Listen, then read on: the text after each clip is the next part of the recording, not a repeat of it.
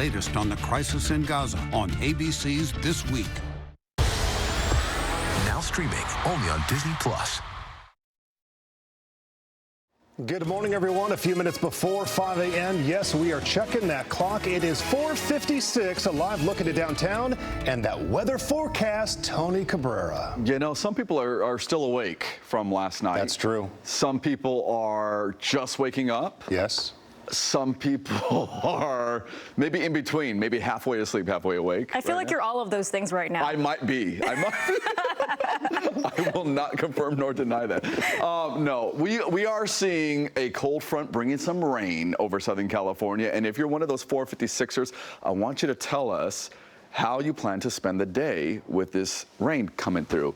It's the first weekend of spring, and we're getting those showers that are coming on through. And when we look at our map here with the radar, the live mega Doppler 7000 HD, you can see along the 101 freeway, there's some moderate rainfall happening. Ventura, we're getting some rainfall there. And then Oxnard, getting like kind of patchy rain at this point. And then when we go over the 5 freeway through the Grapevine, there's some rainfall in there too. That just picked up in the last 15-20 minutes or so. Now, when we look at our cameras out there, 58 degrees over Santa Monica this morning, calm conditions there. So far, no rain over Irvine, 59 degrees too. And then when we look at the temperature map, you can see in Santa Clarita, 51 degrees, Palmdale, 50, 53 in Ontario, 46 down towards Hemet, 57 in Redondo Beach, and 58 in Fullerton. Here is the low pressure system. Here's the storm, we should say, that's going to be making its way into California. Right now, we have the cold front ahead of the storm. And then tomorrow, we'll have the trough that's associated with it. And then there will be another wave of that system. Here's the high resolution model showing in about 30 minutes, more portions of western LA County start to get some of the rain. And then by 8 o'clock this morning, it's more widespread over LA County, starts to enter the IE in Orange County there, and pockets of some moderate rainfall. Fast forward again to about 10 o'clock, and more of it is now focused towards the IE and Orange County and starting to back away from LA County. By 2 p.m., look at this, some clearing, some sunshine maybe. Some areas still getting some of that rain, and there could be still some scattered lingering showers through the evening hours, and overnight the snow starts to fall and the elevations drop with that system. So that is something that we're going to keep an eye on as we get into tomorrow, because there's also instability with it and therefore a chance of some thunderstorms. 7-day forecast for Los Angeles, Orange County shows the showers this weekend on and off, maybe 1/10 of an inch to 1/4 of an inch. It's not a lot. Monday, Tuesday, kind of back towards those spring-like temperatures. Sunny skies, and then we have another system coming our way going into next weekend. Valley's Inland Empire, the rain chances this weekend leading into sunny, nice conditions going back towards 71 degrees by the middle of the week, and then the possibility of more rain coming our way. Beaches, surf 2 to 4 feet today, 3 to 5 feet tomorrow out of the west with the system coming through. High surf on the coast. Mountain areas, snow levels dropping, maybe even 4,000 feet tomorrow. The Grapevine could be affected by this. Temperatures down to 36, a drastic change. Back up to 53 Wednesday. And in our deserts, it's going to be pretty windy this weekend. There's also a wind advisory in effect. And then you'll see the temperatures finally climb back up towards low 60s. But that other chance of showers coming by the end of the week. Mark, Irene. All right, Tony, thank you. Now let's take a look at some of our headlines.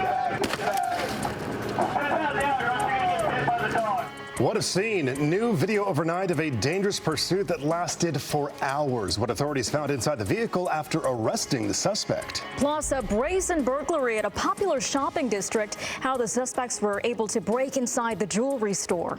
New graphic video released of a concert massacre in Moscow. How it might be connected to the war in Ukraine, and the group now claiming responsibility.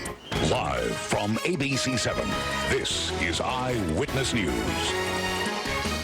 Time now is 5 a.m. on your Saturday. Good morning. Thanks for joining us. I'm Mark Coderobles. And I'm Irene Cruz. A suspected DUI driver is in custody after taking police on an hours-long chase through the San Gabriel Valley. We have new video overnight of the moment he was captured.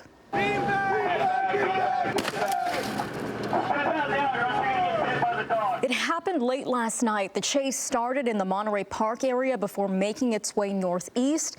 After nearly 2 hours, the driver surrendered to CHP officers after they deployed a spike strip in Duarte. Police also recovered what appears to be bags of marijuana from the car. Developing out of Russia, 115 people now confirmed dead after a gunman stormed a concert hall in Moscow. Video shows people trying to escape the gunfire.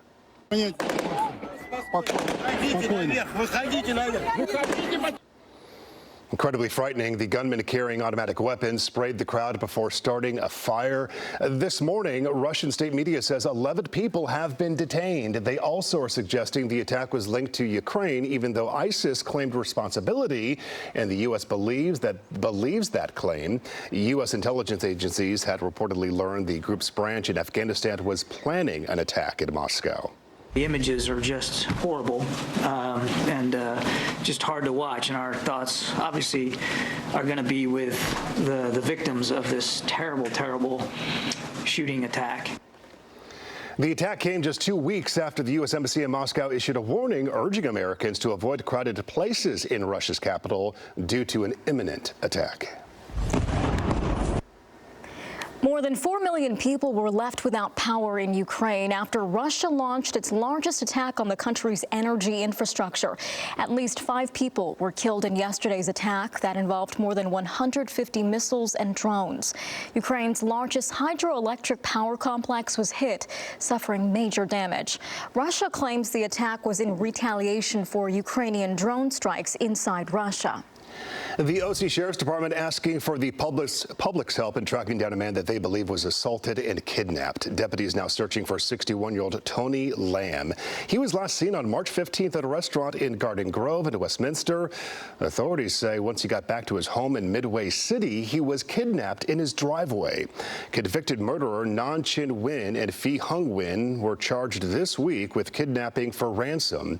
And investigators say Lamb was not found at the time of those arrests, and the suspects have not revealed where he may be. First Lady Dr. Jill Biden has a busy day ahead in SoCal. She's attending a fundraiser for the president's re-election campaign in Rancho Mirage this morning. Later, she'll deliver remarks at a human rights campaign dinner here in L.A. The First Lady landed at the Burbank Airport yesterday. L.A. Mayor Karen Bass and L.A. County Supervisor Hilda Solis were there to greet her. On Monday, Dr. Biden is also attending an L.A. event that's part of the White House initiative on women's health research. Lotto fever spreading across SoCal. The jackpots are a combined $1.8 billion. Yeah, no one won last night's Mega Millions jackpot. Now the estimated jackpot for Tuesday's drawing grows to more than $1.1 billion. That's the 8th largest jackpot in U.S. lottery history. Meanwhile, tonight's Powerball jackpot is now worth $750 million. Almost $1 billion. I mean, why not? We don't really ever spend money on gambling or anything like that. I'm playing Powerball this time around, and I think I got the right